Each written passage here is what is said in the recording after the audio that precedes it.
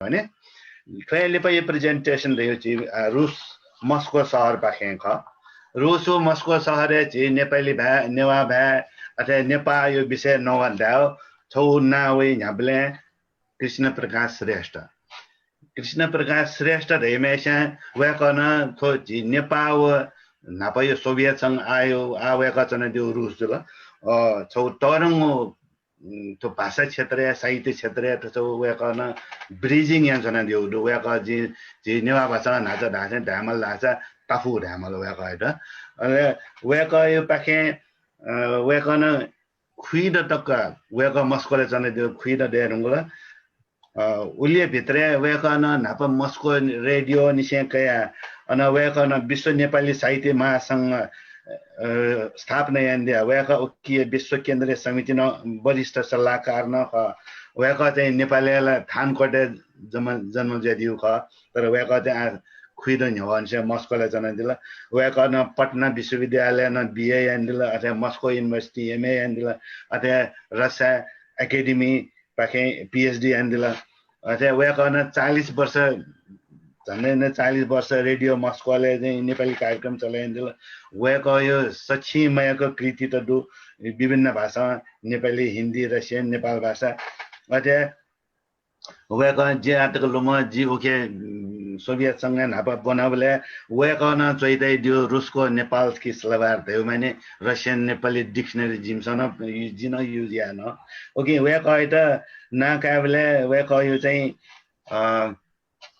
तो नेपाली साहित्य खलाबले नेपाल भाषा विषय खलाबले मस्को अथवा रुस भाषामा नेपाल भाषामा जिन चाहिँ कृष्ण प्रकाश श्रेष्ठ जी वेका कृष्ण दाई ढाल चलन्दु ओके कृष्ण दाई यो खन्या ने चिस अले छौ चिकपिना छुरा मास्टर भाषा यो कुमर्नी वेका जी नेपाल प्रज्ञा प्रतिष्ठान वेका चाहिँ छौ अनुवाद साहित्य यो लागि पुरस्कार बिउदु अथवा सायद तो बाचिया मर्नी तो नक्तिने नो ओके लागि वेका योगको भिन्तन देसा कृष्ण दाई छि थाउ खंकना दिस नाचा दैथे जी चाहिँ छु वगु आर्टिकल ख जी शेयर या मखला खला जी हजुर अले जी खला हजुर कृष्ण दाई जी छु तो आर्टिकल पुस्तन जी नाचा शेयर न यन्ते दु चैट बॉक्स है अले थुकी प्रेजेन्ट स्क्रीन न शेयर यन्दिगा जो कृष्ण दाई धन्यवाद थौ जी छुजाउ तरंगु मुज्या गुकी हली नेवा दबु याना चंगुटु उकी बोटिकाय दया जित एक हेलेता उकी न थौ एक को है जी महमसुपी तर नेपाल भाषा या त एक को है प्रेम यापी नाप उम्यु वो रिपोर्ट उम्यु कार्यपत्र नेने दया जित एक लेता जित चाहिँ एकको वर्ष मास्कोले चुनाव जुली नेवा भाइ बच्चा अथे खला थाकु एजुली जी क्षमा फोने सिकपिस जित नेपाली भाषा धायत उजम बियाटिस जी चाहिँ नेपाली भाषा प्रेजेन्ट आए तर लेख चाहिँ जी नेपाल भाषा है चुयाउदु चुएबलेलाई भटिभटी अन्न त्रुटि जुई हैन भटिभटी चुएफु बनेफु अनबाटियाफु तर खलाबले जित थाकु एजुली माफियान दिस जी चाहिँ नेपाली भाषा खै भाषा धा जो कृष्ण दाई नमस्ते नमस्कार जोजोलपा फुक्सित थो सभा पतिजु थो सेसनया थो सत्रया अध्यक्षजु ओ थन उपस्थित जुपी ओ जिल्ला नेवा भाषा खालान चुनाव जुल उपस्थित हुनुभएका सबै हाम्रो आज यसमा उपस्थित सबै सहभागीहरूप्रति म मास्कोबाट हार्दिक अभिनन्दन गर्दछु र म आज रुस नेपाल भाषा ओ साहित्य स्थिति भन्ने विषयमा रुसमा नेपाल भाषा र साहित्यको अवस्था भन्ने विषयमा एउटा सानो कार्यपत्र लिएर उपस्थित भएको छु। यस कार्यपत्रमा मैले रुसमा कहिलेदेखि यहाँ नेपाल भाषाको अध्ययन सुरु भयो भन्ने बारे र अहिले त्यसको अवस्था कस्तो छ भन्ने बारे प्रकाश पार्नेछु। सबभन्दा पहिले म यहाँहरूलाई के बताउन चाहन्छु भने रुसमा नेपाल भाषाको अध्ययन हुन थालेको, अनुसन्धान हुन थालेको अथवा त्यसमा अनुवाद नेपाल भाषाबाट रुसी भाषामा अनुवाद हुन थालेको पनि झन्डै 150 वर्ष हुँदैछ। 145 वर्ष पुरा भइसक्यो।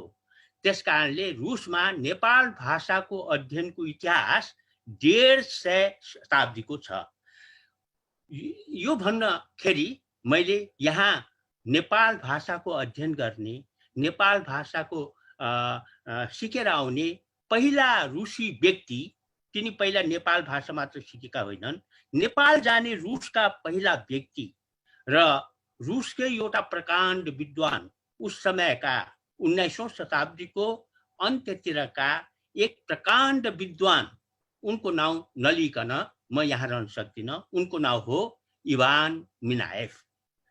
उनले नेपाल गएको पोहोर साल, अब अहिले भर्खर भने पनि हुन्छ, 145 वर्ष पुरा भयो।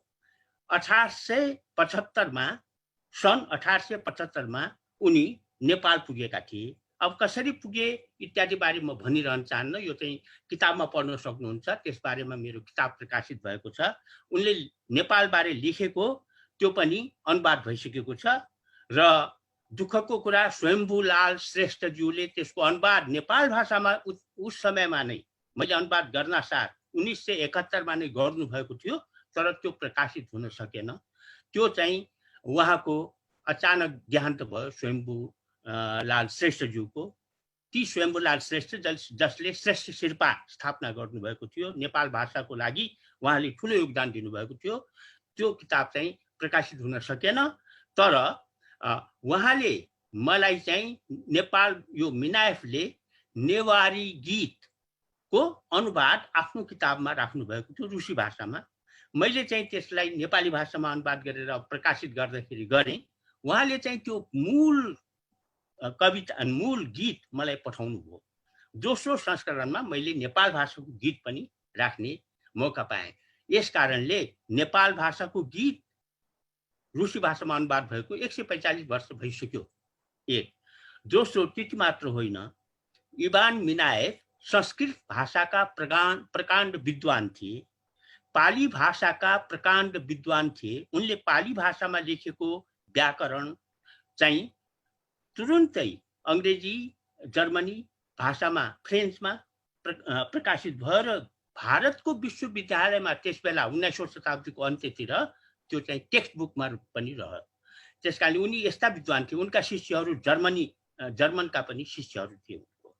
नेपाल गएर उनले किन नेपाल भाषा सिके, यो चाहिँ महत्त्वपूर्ण प्रश्न छ। किन उनले नेपाल भाषा सिके? त्यहाँ त त्यस समयमा नेपाली भाषा नै राष्ट्रभाषा भइसकेको थियो। त्यो समय थियो जङ्गबहादुर राणाको काल थियो। त्यसकारणले त्यस टाइममा नेपाल भाषाको त लाइट दबाइएको थियो। त्यस्तो समयमा किन उनले नेपाल भाषा सिके? किनभने उनी चाहिँ नेपाल गएको नै बुद्ध धर्मको अध्ययन गर्नको लागि नेपाल पुगेका थिए। नेपाल मात्र होइन, दक्षिण एसियाका बुद्ध धर्म अपनाउने देशहरू जम्मै उनी घुम्न गएका थिए। पहिलोचोटि भारत र नेपाल पुगे। पछि उनी श्रीलङ्का गए, बर्मा, म्यानमार त्यहाँ पुगे। उस टाइममा पाकिस्तान, बङ्गलादेश भन्ने कुरो थिएन। त्यसकारणले भारत भनेपछि तपाईँहरूले यो बुझिहाल्नुहुन्छ। उस टाइम उनी चाहिँ जुन देशमा जान्थे त्यस देशमा बुद्ध धर्मको अवस्था कस्तो छ भनेर उनी बुझ्न नै त्यहाँ गएका थिए तत्कालीन। त्यसकारणले उनी बुद्ध धर्मका पनि प्रकाण्ड विद्वान थिए। बुद्ध दर्शनका उनी प्रकाण्ड विद्वान थिए। बुद्ध धर्म त उनको आफ्नो विषय थियो। उनको विषय नै पढाउँदाखेरि उनी प्रोफेसर थिए सेन्ट पिटरबर्ग विश्वविद्यालयमा। उहिलेको राजधानी, अहिले मास्को छ राजधानी, उनको समयमा सेन्ट पिटरबर्ग राजधानी थियो। त्यहाँ उनी विश्वविद्यालयमा यी संस्कृत, पाली भाषाको साथसाथै उनी बुद्ध धर्म पढाउँथे। त्यस्तो विद्वान थिए र त्यसैको सिलसिलामा उनी नेपाल गएका थिए। अब त्यसै कारणले नेपाल भाषा सिक्नुको कारण के थियो भनेदेखि त्यस टाइममा नेपाली भाषामा बुद्ध धर्मबारे केही पनि लेखिएको थिएन, अरू ग्रन्थहरू पनि थिएन नेपाली भाषामा। तर हाम्रो नेपाल भाषामा कैयौं ग्रन्थहरू बुद्ध धर्मका, प्रज्ञा पारमिता होस् कि अवदानहरू होस् कि अब नाउँ लिएर साध्य नै छैन, ती जम्मै ग्रन्थहरू नेपाल भाषामा थिए। कतिसम्म भने संस्कृत भाषामा लेखिएको ग्रन्थ पनि नेपाली, आज रञ्जना लिपिको कुरा आयो, रञ्जना लिपिमा लेखिएका थिए। संस्कृत भाषा संस्कृत, अक्षर चाहिँ रञ्जना हाम्रो नेपाल लिपि। यसरी लेखिएका किताबहरू हुने हुनाले उनले चाहिँ नेपाल भाषा सिकेका हुन्। अब उनले यहाँ आएर के गरे त्यो म डिटेलमा जाँदैन, तर उनले नेपाल भाषाको लागि के गरे त्यो त भन्नै पर्छ। नेपाल भाषामा उनले नेपाल भाषाका लोकगीतहरू, फकीरका कथाहरू भन्ने पनि अनुवाद गरे। त्यति मात्र होइन, त्यो त धार्मिक होइन, त्यति मात्र होइन, बुद्ध धर्मका अवदानहरू अनुवाद गरे। अवलोकित स्वरका स्तोत्र जुन संस्कृतमा नेपाल भाषामा प्रचलित थियो त्यस समयमा, त्यो अनुवाद गरे। र अरू पनि नेपाल भाषाका ग्रन्थहरू उनले आफूसँग ल्याए। अहिलेसम्म पनि उनले ल्याएका सबै ग्रन्थहरूको यहाँ पढ्न नै भ्याएका छैनन् मानिसहरूले। अझसम्म पनि ती जम्मै सुरक्षित छन्, सुरक्षित राखिएको छ सेन्ट पिटरबर्गमा। जस्तै स्वयम्भू पुराण इत्यादि जम्मैको नाउँ लिएर यहाँ साध्य छैन, त्यसको ठुलो लिस्ट छ। त्यसकारणले उनी यस्ता ठुला विद्वान हुन् जसको नामसित हाम्रो नेपाल भाषा जोडिएको छ। उनको अहिले यो साल अब बित्नै आएको थियो, अक्टोबरमा 180 वर्ष जन्म जयन्ती मनाउने तर्खर थियो, तर लकडाउनले गरेर यहाँ हामीले मनाउन सकेनौँ। 180 वर्ष जन्मोत्सव। उनको देहान्त 50 वर्षको उमेरमा भयो, त्यसकारणले 130 वर्ष उनको देहान्त भएको पनि भयो। नेपाल गएको 145 वर्ष। यो चाहिँ उनको बारेमा यति भने। अब म यो मैले भन्न खोजेको के भनेदेखि यहाँ नेपाल भाषालाई को विकास अध्ययनको 3वटा युग छ। प्रारम्भिक युग, माध्यमिक युग र आधुनिक युग। प्रारम्भिक युगमा चाहिँ केही मिनाएफ एकजना नै थिए जसले नेपाल भाषाको यहाँ जग बसाले, र उनलाई चाहिँ हामी अहिले नेपाल विद्याका जनक, नेपाल विद्याका प्रवर्तक भन्छौँ। उनले नै यहाँ नेपालको नाउँ ल्याए। त्योभन्दा पहिले कसैले पनि नेपालको बारेमा यहाँ कसैले केही पनि लेखेको थिएन। उनले नेपालको भूगोल, इतिहास, धर्म जम्मैको बारेमा उनले लेखे। त्यसकारणले उनलाई हामी नेपाल विद्याका जनक भन्छौँ। त्यो चाहिँ पहिलो युगको प्रारम्भिक चरणको यो हो। अब दोस्रो चरणमा आउँछ, त्यो चाहिँ यहाँ समाजवादी क्रान्ति भयो 1917 मा। त्यो क्रान्ति भएपछि यहाँ चाहिँ अब कसले संस्कृतलाई ध्यान दिन्छ, कसले पालीलाई ध्यान दिन्छ, दिँदैनथे। तैपनि यहाँ के थियो भनेदेखि प्राच्य विद्या संस्थान ओरिएन्टोलोजी इन्स्टिच्युटको स्थापना भएको यसपालि पोहोर साल हामीले 200 वर्ष मनायौँ। 200 वर्ष पहिलेदेखि यहाँ भारतको, अफ्रिकाको, एसियाको अध्ययन हुन्थ्यो। 200 वर्ष पुग्यो यहाँ भनेपछि हाम्रो अङ्ग्रेजसँगको लडाइँको समयमा यहाँ त इन्स्टिच्युट बनिसकेको थियो अध्ययन गर्ने। त्यो इन्स्टिच्युट हुनाले त्यो इन्स्टिच्युटमा काम गर्ने मान्छेहरू त थिए। क्रान्ति भए पनि मान्छेहरू त कतै, विद्वानहरू त कतै जाँदैनन्। उनी मिनाएफका शिष्य थिए। मिनाएफका शिष्यले मिनाएफले उहाँबाट ल्याएको किताबहरू पढेर उनी चाहिँ चित्रकला सम्बन्धी हाम्रो किताबमा जुन जुन चित्रहरू, सूक्ष्म चित्रहरू छन्, त्यसको बारेमा उनले लेखहरू लेखे। मिनाएफले के ल्याए, मिनाएफको बारेमा उनले त्यो सामग्रीहरूको बारेमा लेखे। नेपालबाट ल्याएको सामग्रीको, इन्डियाबाट होइन, इन्डियाबाट ल्याएको अलगै छ। त्यो जम्मै लेख्ने विद्वान थिए। उनका शिष्य जसलाई उनले संस्कृत पढाए, ती विद्वान थिए सेर्गेई ओल्डेनबुर्ग।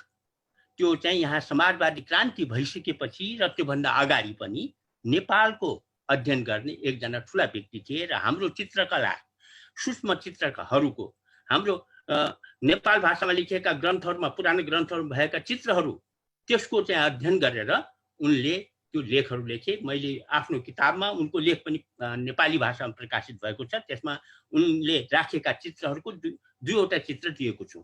त्यो हाम्रो बौद्ध धर्मका देवताहरूको चित्र छ त्यसमा।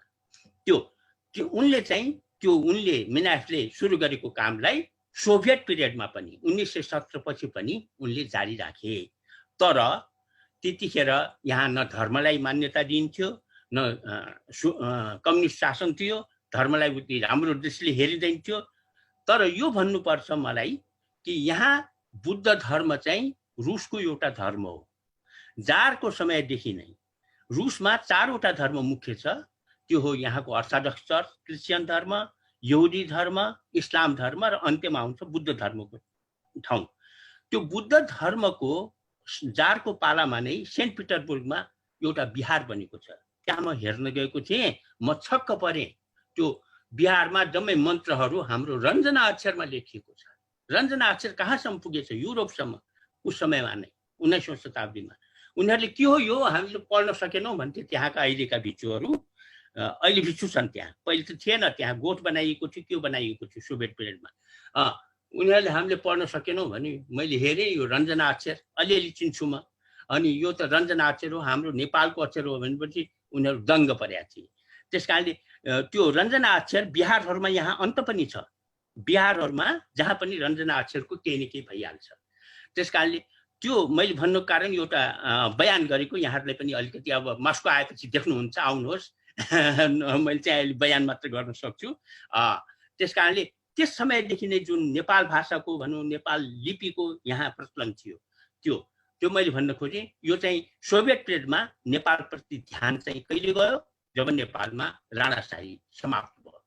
सोभियत सत्ताकालमा जब राणाशाही समाप्त भयो त उनीहरूले जहाँ क्रान्ति हुन्छ त्यहाँ चाहिँ कम्युनिस्टहरूको सिम्प्याथी हुन्छ, होइन, सहानुभूति हुन्छ। उनीहरूले नेपालमा पनि अलिकति हलचल आएछ, जनताहरूलाई असल हुने भएछ भनेर उनीहरूले विचार गरेर नेपालको अध्ययन सुरु गरे र पहिलो किताबहरू त्यस समयमा निस्कियो। तर अनुवाद चाहिँ नेपाल भाषा जान्ने त्यति बेला कोही पनि थिएन। अनि अध्ययन हुन थाल्यो नेपाल भाषाको। म यहाँ आइपुगिसकेका थिएँ। मैले चाहिँ सबभन्दा पहिलो आफ्नो एमए को थेसिस नै के गर्ने भनेर अब नेपाल भाषाको साहित्यबारे एउटा पुस्तक लेखेँ। नेपाल भाषा साहित्य त्यसको नाउँ नै त्यो राखेँ। त्यसमा चाहिँ निष्ठानन्द पहिलेको एक भूमिका बाहेक, भूमिकामा पहिलेको पनि दिएको छु, तर विशेष गरी निष्ठानन्ददेखि पञ्चायत कालको अन्तसम्मको चाहिँ त्यो पछि किताबको रूपमा त्यो निस्केको छ। तर मैले त्यो बुझाउँदाखेरि थेसिस बुझाउँदाखेरि पञ्चायत कालसम्मको थिएन, पञ्चायतको सुरुसम्मको मात्र थियो। किनभने 1966 मा मैले त्यो पेश गरेको थिएँ। त्यसमा चाहिँ निष्ठानन्द उहाँहरूको नाउँ मैले उल्लेख गरेँ, दुर्गालाल श्रेष्ठसम्म अरू पनि। ती नाउँहरू चाहिँ पछि यहाँ विश्वकोश निस्क्यो। सोभियत कालमा विश्वकोश, त्यसमा हाम्रो नेपाल भाषामा लेख्ने कविहरूको नाउँ पर्यो। लिस्ट मैले दिएको छु। त्यसमा चाहिँ को लेखक परेका छन् त्यसको नाउँ अहिले यहाँ उच्चारण गर्नु म आवश्यक ठान्छु।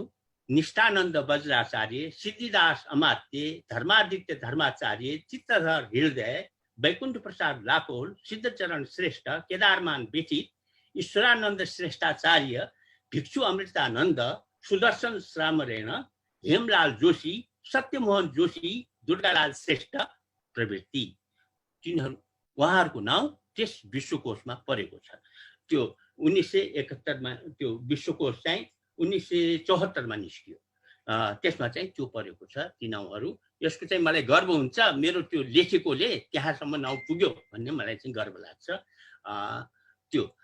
त्यसपछि अब अध्ययन कसरी सुरु भयो यहाँ भने, मिनाएफले त नेपाल भाषाको अध्ययन गरेका थिए। यहाँका विद्वानहरूको ध्यान त्यसमा गयो र यहाँका विद्वान करल्योभ भन्ने भाषाविद थिए। भाषाविद, अहिले उनको पनि देहान्त भयो। उनीसँग मिलेर हामीले भाषाको बारेमा, नेपाली र नेपाल भाषाको बारेमा अलिअलि ल उनले चाहिँ त्यो व्याकरण निकाले।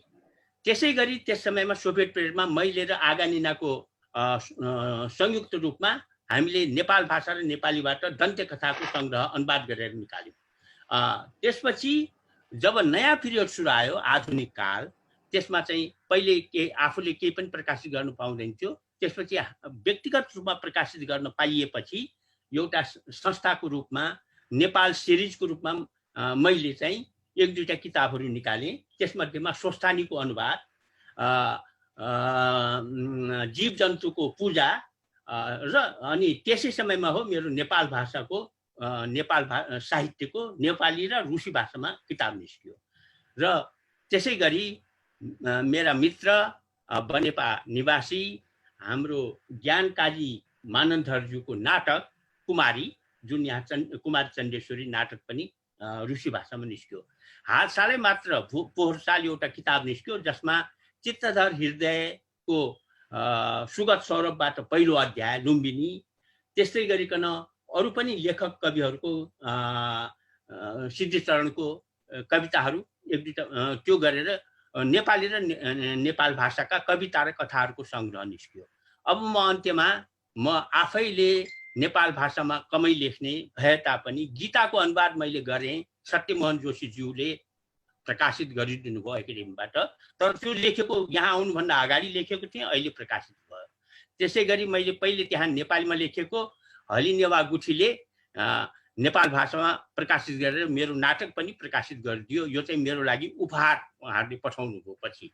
र अहिले यहाँ चाहिँ नेपाल भाषाको अध्ययन चाहिँ अहिले कम भएको छ, तैपनि नेपाली किम्बदन्तीहरूको सङ्ग्रह जुन नेपाल भाषाबाट प्रेमबहादुर कंसाकार उहाँहरूले लेख्नु भएको समेत गरेर एउटा चाहिँ यहाँ ठुलो ग्रन्थ निस्क्यो, एकाडेमीले निकाल्यो, जहाँ म सम्बन्धित छु। त्यो चाहिँ नेपालका पुरा कथा र किम्बदन्ती। अहिले पनि एउटा कविता सङ्ग्रह नेपाल भाषाबाट रुसी भाषामा अनुवाद भएको छ, त्यसको प्रकाशन हुनु बाँकी छ र आशा छ त्यो पनि प्रकाशित होला। र म यतिमै नै समयको पाबन्दीले गर्दाखेरि म यतिकैमा आज यो छोटकरीमा मैले बताएँ, लेख पढ्नु होला। र म सबैलाई विनम्र अनुरोध गर्दछु कि नेपाल भाषामा आज जुन कुराहरू भए, नेपाल भाषा सिकौँ, नेपाल भाषा सिकाउँ, नेपाल भाषामा लेखौँ, सकभर नेपाल भाषाको विकास गरौँ, अनुवाद गरौँ। अनुवाद चाहिँ मुख्य कुरा जुन सत्यमोहन जोशीले भन्नुभयो, हाम्रो नेपाल भाषाको साहित्यलाई विश्वमा दियौँ। धन्यवाद। यति भनेर म आफ्नो टुङ्ग्याउँछु। सुहाए Yekko subaya Krishna Prakash Dayeda, Weka yo Konyenta Tuli, Jita 15 minutes the Sky Magafa, show Uki, G Weka yo go to article, Jita Uki share an auto, Ugina Swedisa. I'll go back Weka you no Tarik Kogi Tarik January, Dve Stalitsi, Moskva Kathmandu, you many new Rajdani, Moscow Kathmandu, you suppose चाहिँ पिदन ट्याउँदो Nepal new Russian भाषा PDF file मासा जित email address बिया हजुर हो न सिक्पेन्ता यको सेवा कृष्ण दाइ ओके सोइ जे पासिपि न्याना चना देउ बि सोइ न छु दुसा नेस